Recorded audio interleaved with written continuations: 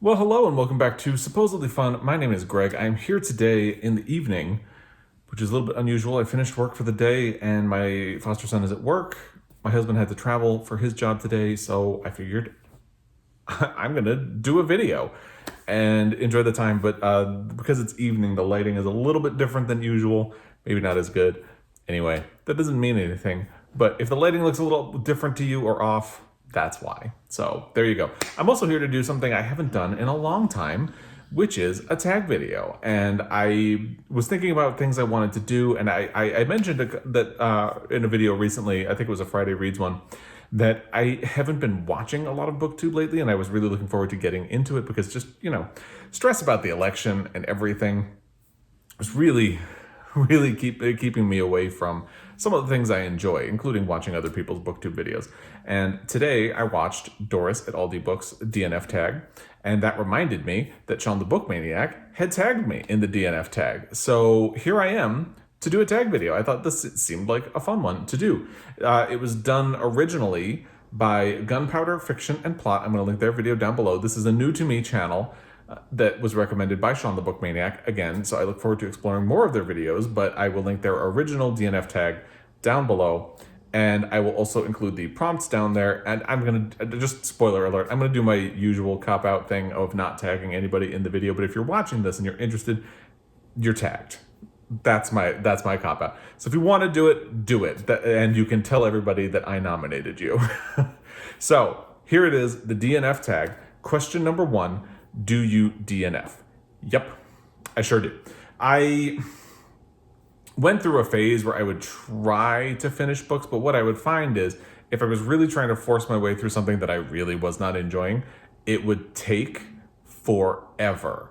And because traditionally I would only read one book at a time, if I was dragging my way through something that I really wasn't enjoying, it meant that I wasn't getting to anything else. And there would be times when I would trying to force my way through a book for like 2 or 3 months and realize I haven't gotten any reading done because I'm trying to make this happen, and just stop trying to make fetch happen. So I put it to the side and move on. So I used to make a little bit more of a concerted effort, but I also used to have a lot more time for reading in my life. So it was a little bit easier to put forth that little bit of effort. And now, I don't know, maybe I'm older, maybe I'm wiser, maybe I just have less patience. I don't know. I feel if I'm really not enjoying something, there are other books that I can get to. So that is my stance on DNFing. And question 2 is, if you DNF a book, does it count towards the books you've read for the month? And I guess that would also mean toward books that you have read for the year. My answer is yes and no, and I'll explain. If I really don't make it far into a book, I don't count it, not at all. If it's something where I read, because this has happened multiple times and I don't even mention it in videos, I will, if I only get like 10 pages into something and think I don't want to read this right now, I just don't even mention it for the most part. I might throw a reference in, but for the most part, I don't. It's as if it doesn't even exist at that point. And a lot of that, if I have a reaction that quickly, it's usually like, I don't want to do this right now. And for instance, Weather by Jenny Awful is a book that I picked up, started 10 pages, and was like, I really don't want to do this right now. So I put it to the side. I don't think I had even mentioned that I kept doing that, trying to pick it up, trying to put it down. So I think I was actually reading it during a lot of Friday Reads videos, and I wasn't talking about it because I was having a really hard time. So by and large, if that's the case, I usually don't even mention it. I might mention it in Friday Reads just to say, hey, I picked up this book, didn't get far into it. So it's just like an offhand reference. It's not like I'm claiming I read something I didn't. It's just mentioning, hey, I picked this up, didn't work for me. So it went away. If I do get a chunk of the way into a book, I will count it. And usually what I mean by that is that, so if a book is roughly 200 to 300 pages, I think 50 pages is fair. Because that's a decent amount of the book. If it's a 200 odd page book, you've read like a quarter of it. So is that right? 50, 100, 150, 200. Yeah, roughly a quarter. I don't do math. So you've read roughly a quarter of it, and I think that's fair because you've put in a chunk of the effort that would go into that book. So I think it's fair to say yeah, I tried this, it didn't work.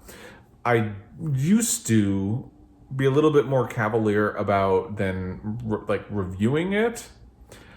I've come around a little bit on that. I do think there's merit in saying, like, I really tried to get on with this book. I gave it like 50 to 75 or 100 pages, and it really wasn't happening for me. I think that's fair. As long as, well, I think that's fair provided you have a genuine reason for having had such a struggle with the book.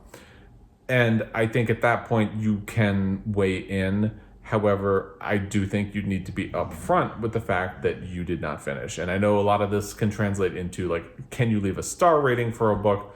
And I don't know. I don't really know where I fall on that one. I used to say absolutely. Now I kind of think I would need to get further in. I think for a star rating I'd have to be about halfway. For a review, maybe like 50 to 100 pages, and I can, as long as I can explain why I didn't go any further, it's cool to leave a review. But, that's kind of my approach to it. So sometimes it counts, sometimes it doesn't. If I make it 50 pages, I will count it on Goodreads and the story graph as something that I read, because I want credit for that time. If I really put effort into something, I think it should count for the books that I read or tried to read for the year. Now, question number 3. Is there a difference between a DNF and just putting it down for a bit? So, for me, yes, there is.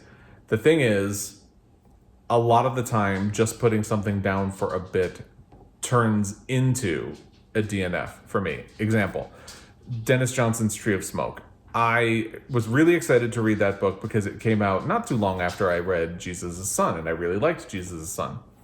And I took it with me on a trip, but I was sick when I got on the plane. I had the flu. And I took some cold medication, because if you've ever been on a plane when you have the flu, it is a miserable experience. So I took some cold medication, got on the plane, and was trying to read Tree of Smoke, and it was like a weird fever dream, and I never got back. And so I just put it down and thought, I'm going to pick this back up when I feel better. I never picked it back up. The same thing, incidentally, like the exact same thing, happened with A Brief History of 7 Killings.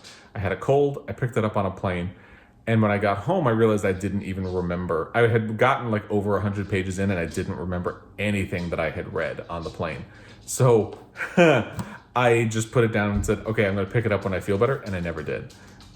And it's not a DNF. I do fully intend to get back to both of those books at some point.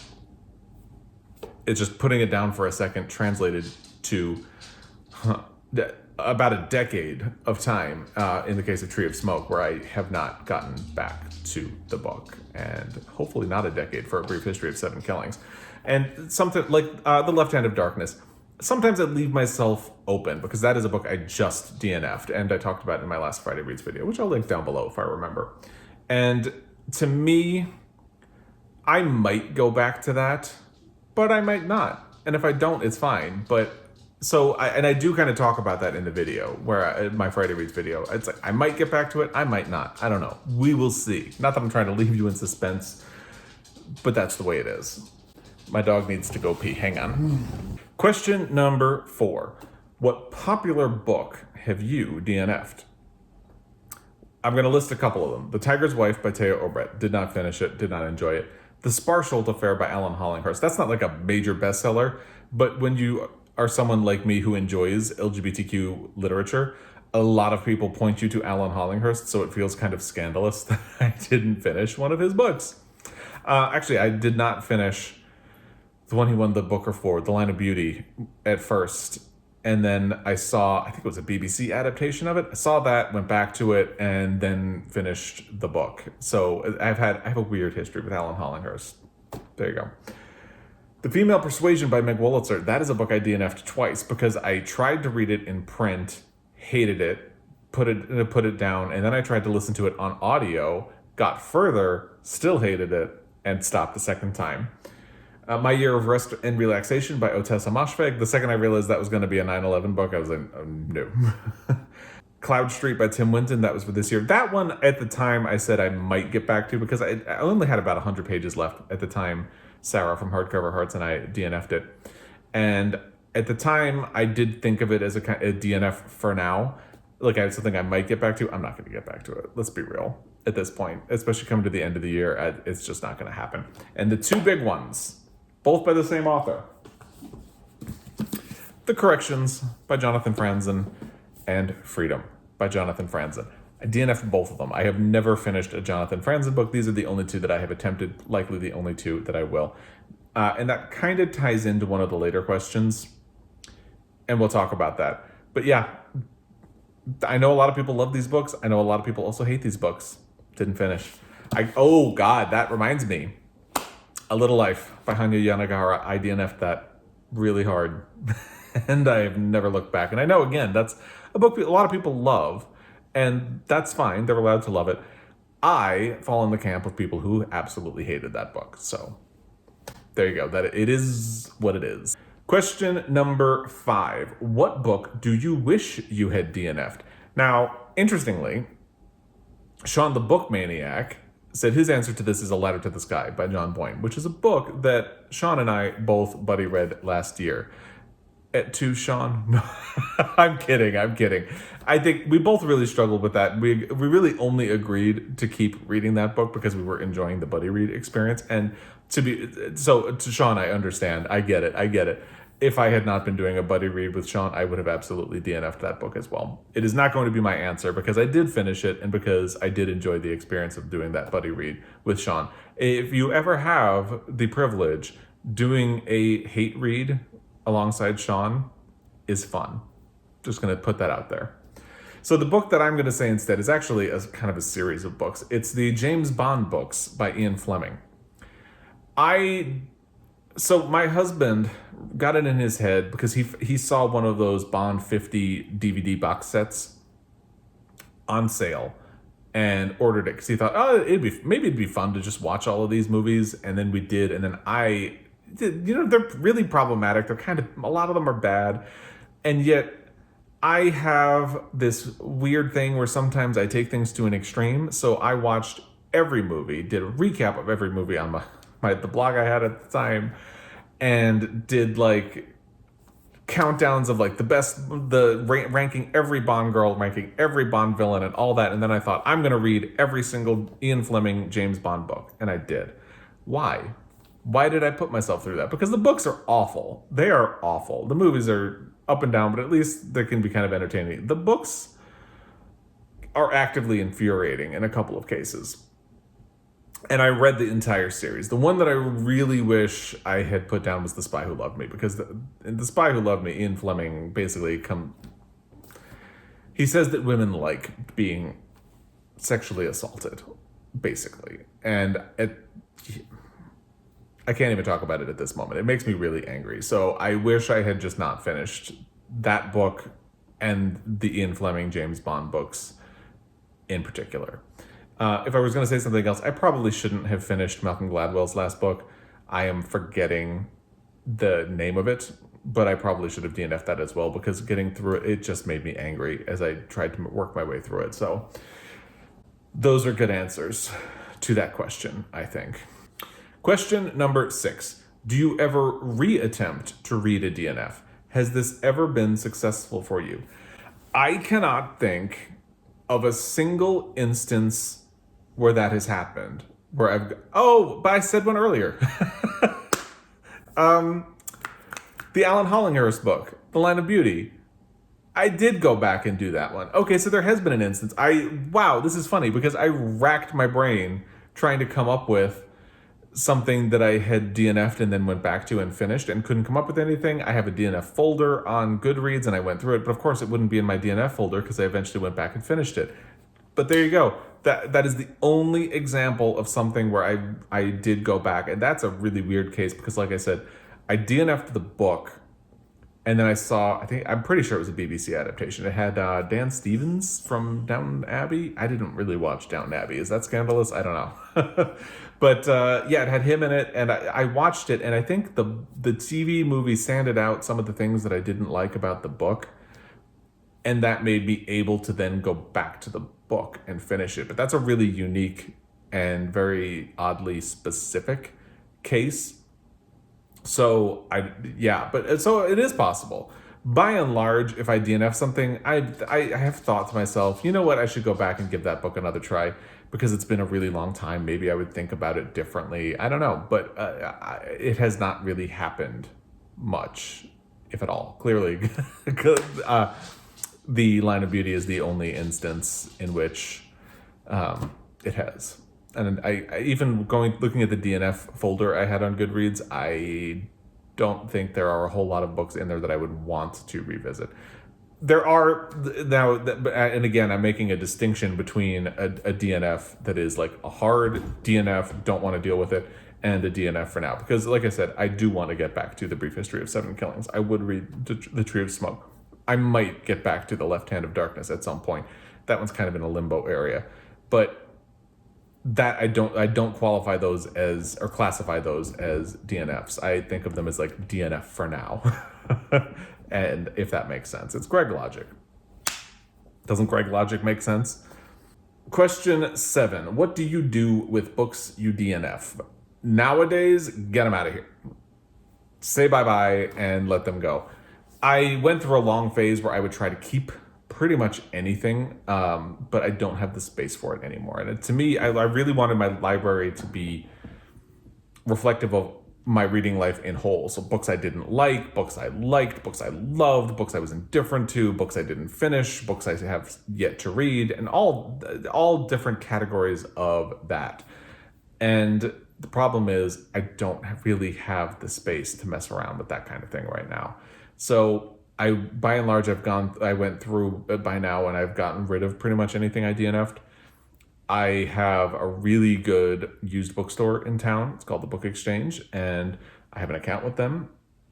And I will trade things in and get credits, and then I will purchase things from them. It's a wonderful, wonderful circle of life. For a little life, I held on to that for a really, really long time on my shelf, and it's something that just did not give me joy at all. So I finally got rid of it, and it actually feels a little bit freeing because it's something that took up a lot of space on my shelf. It's a big book, and I got no joy out of it, and it was just kind of there. It was useful because when I had it, I could hold it up if I wanted to talk about like a book I hated in a video, but I don't really see a need to do that when I could just as easily put a photo right here. It's not that hard. I am not a master at video editing, and yet putting a photo in iMovie is really easy. So why would it be that important to hold on to the book?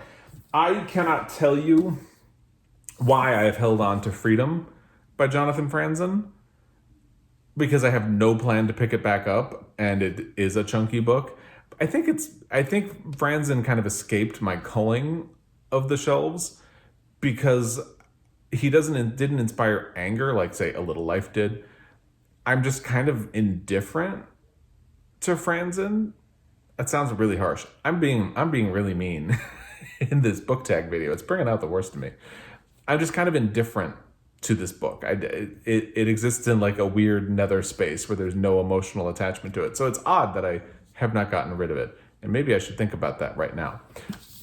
It is fun to see how far you made it into a book before you gave up, because I would usually leave bookmarks in it. And this one is still there. So let's see.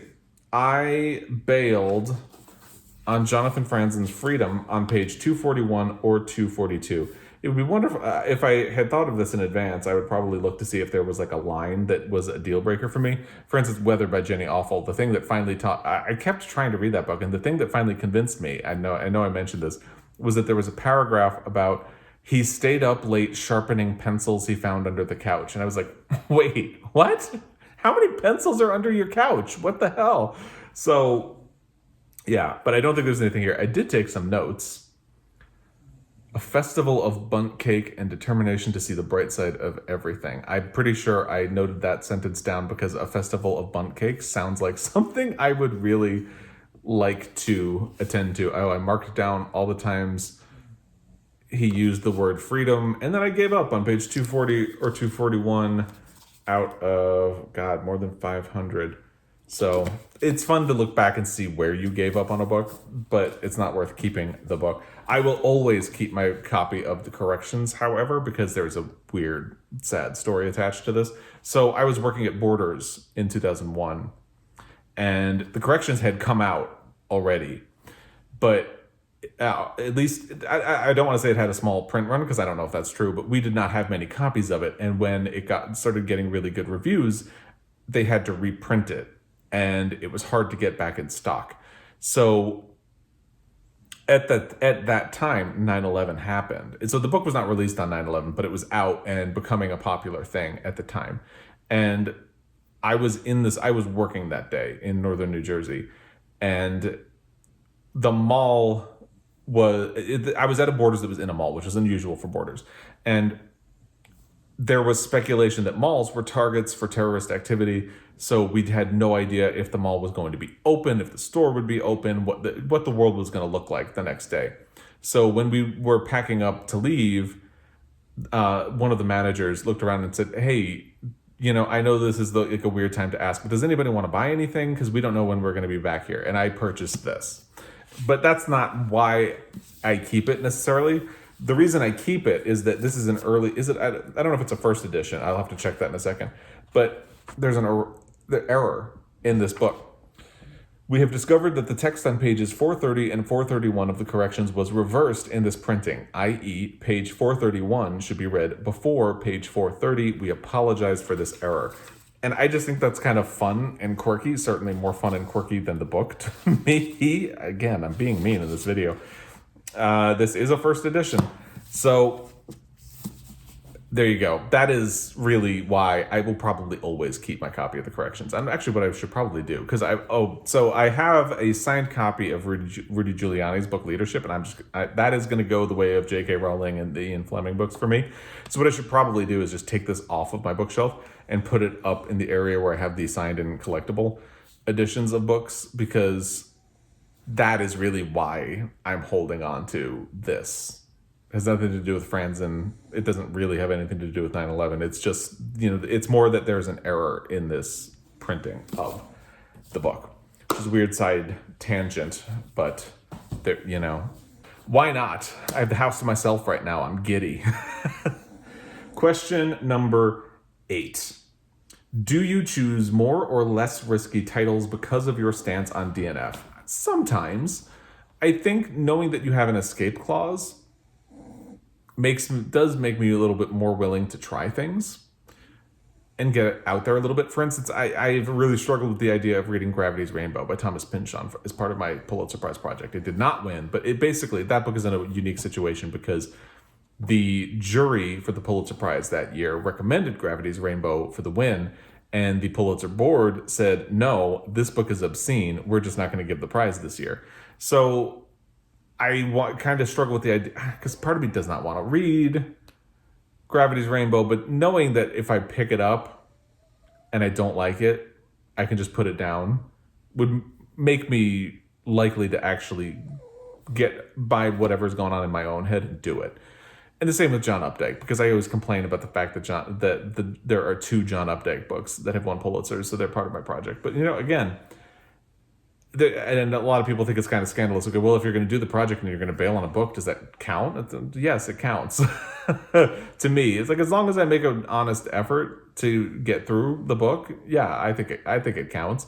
I don't think maybe you could put a footnote on my Pulitzer Prize project. It hasn't happened yet, so it's all hypothetical. But, I don't feel like I should just give myself a project without an escape clause.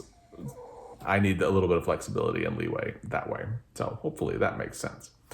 And then number 9 is tag 5 BookTube buddies, or however many people you want. I already covered this. I am just going to say, so if you're watching this and you would like to do this video, consider yourself tagged. Tell everybody that I sent you. However you want to do it. So again, I thank you to Gunpowder Fiction and Plot. I will link their original video down below. Thank you to Sean the Book Maniac for tagging me. I will link him down below. Thank you to Doris at Aldi Books for reminding me of this tag and that I was tagged in it just by doing her own version of it. And thank you for your time. As always, it is very, very, very appreciated. I hope you're doing well. I hope you're staying safe. And as always, I will be back. Until next time, happy reading or happy DNFing. I don't judge.